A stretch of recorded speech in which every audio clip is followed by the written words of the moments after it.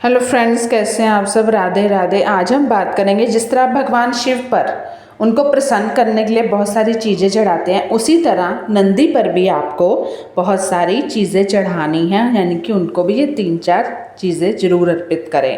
क्योंकि पता है आपको, भगवान शिव कहते हैं, क्या कहते हैं नंदी को, कि शायद ही मेरा कोई तुमसे ज़्यादा बड़ा भक्त होगा नंदी। यानी कि नंदी भी शिव जी को बहुत प्रिय हैं। सावन के महीने भगवान शिव की पूजा के साथ उनके प्रिय भक्त नंदी जी की पूजा का भी महत्व है। तो ऐसा माना जाता है नंदी जी भक्तों की प्रार्थनाओं मनोकामनाओं को सीधे भगवान शिव तक पहुंचाते हैं। इसलिए सावन में नंदी जी की पूजा करने से भगवान शिव जल्दी प्रसन्न होते हैं, भक्तों की मनोकामनाएं पूरी होती हैं।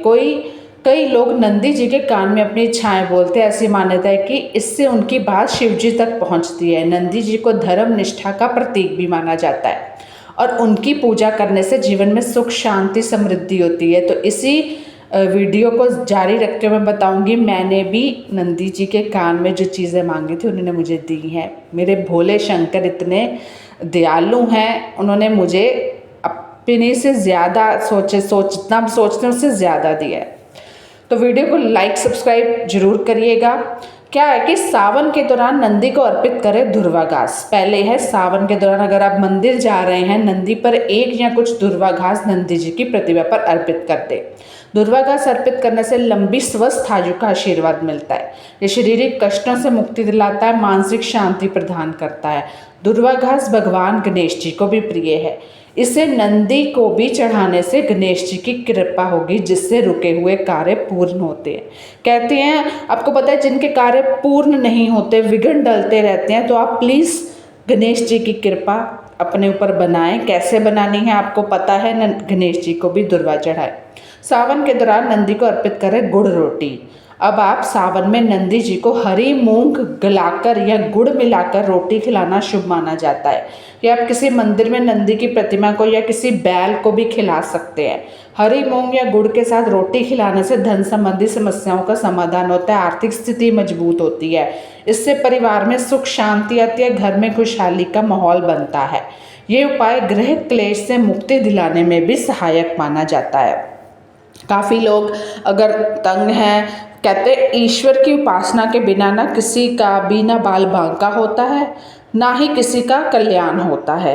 एक तो बात होती है ना कि किसी का कुछ बिगाड़ देना, वो ईश्वर बैठा है, कम से कम हमें फल ना मिले लेकिन हम पुण्य कार्य तो करके जा रहे हैं। सावन के दौरान नंदी को अर्पित करें दूध या जल। भगवान शिव के अभिषेक के बाद बचा हुआ जल या दूध नंदी जी के उस पैर पर अर्पित करें जो शिवलिंग की ओर बड़ा होता है। आपने देखा होगा, आप नंदी जी को अलग से भी जल या दूध चढ़ा सकते हैं।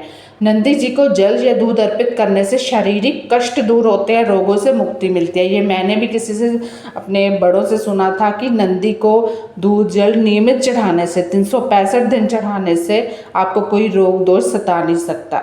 यह उपाय खासकर उन लोगों के लिए जो किसी बीमारी से जूझ रहे हैं, जो ये मैंने बताया ना, ये अपने शरीर में बता रही उपाय है ये। शिवलिंग पर कभी भी, अब बात करते हैं रुद्राक्ष की, शुद्ध रुद्राक्ष नहीं चढ़ाना चाहिए। रुद्राक्ष को अर्पित करने से पहले उसे अच्छी तरह से गंगा जल शुद्ध जल से धो लें। कुछ लोग दूध पंचामृत से भी इसे शुद्ध करते हैं, जो कि उचित है। अगर आप सावन में शिवलिंग पर रुद्राक्ष चढ़ा रहे हैं तो अपने नियमों को पालन करना है। आपको अगर रुद्राक्ष नया है तो उसे कुछ देर के लिए जल में भिगोकर रखें, फिर साफ कपड़े में पोंछकर ही चढ़ाएं। रुद्राक्ष की बात कर रही हूँ कि आपको 3-4 गलतियाँ ये नहीं करनी है, वो तो नंदी जी का हो गया, रुद्राक्ष का है। खंडित रुद्राक्ष शिवलिंग पर ना चढ़ाए। किसी भी पूजा सामग्री की तरह टूटा हुआ या खंडित रुद्राक्ष है तो उसका आपको शिवलिंग पर नहीं चढ़ाना है। शास्त्रों के अनुसार खंडित सामग्री अशुभ मानी जाती है और इससे पूजा का अनादर होता है। यदि आपके पास कोई ऐसा रुद्राक्ष है जो कहीं से टूटा है, दरारें आई हैं, तो उसको जल में प्रवाहित कर दे, किसी को ना दे, ना ही चढ़ाए। नया रुद्राक्ष यूज़ करें, उसका प्रयोग करें। अगर आपको गले में भी पहनना है तो ये बहुत शुभ दिन है, रुद्राक्ष आप यूज़ कर सकते हैं। मैंने काफ़ी लोगों को देखा है कि लोगों के गले हाथ मतलब होता ही रुद्राक्ष पहनते हैं, तो किसी नियम के अनुसार पंडित जी से पूछ के अच्छे दिन में करें। रुद्राक्ष को सीधे शिवलिंग पर ना रखें। अक्सर लोग रुद्राक्ष को सीधे शिवलिंग पर रख देते हैं, जबकि ये सही तरीका नहीं है। रुद्राक्ष हमेशा शिवलिंग के ऊपर जो जलाधारी है ना, उस पे रखना है, जहाँ से जल बहता है। इससे रुद्राक्ष पर लगातार जल का अभिषेक होता रहता है और उसकी ऊर्जा बनी रहती है। सीधे शिवलिंग पर रखने से रुद्राक्ष की ऊर्जा बाधित हो सकती है।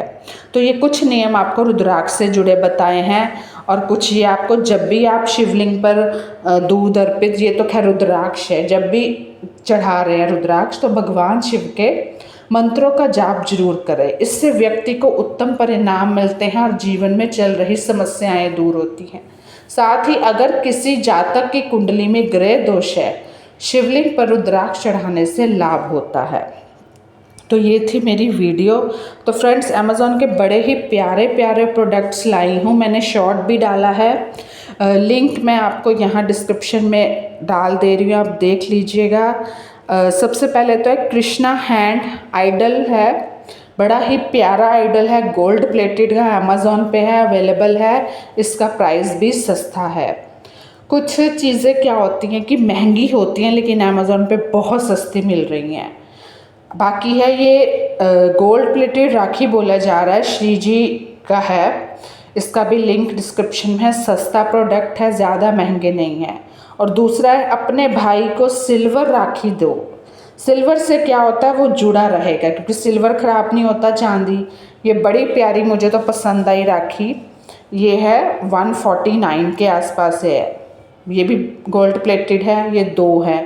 और ये 3 प्रोडक्ट्स मिल रहे हैं राखी के, ये भी सिल्वर के हैं, बहुत ही अच्छे हैं, अवेलेबल है। लिंक मैं डिस्क्रिप्शन में डाल रही हूँ। और दूसरा ये आ गया हैंडमेड धूप बत्ती स्टैंड है, बहुत ही प्यारा। तो कैसे लगे ज़रूर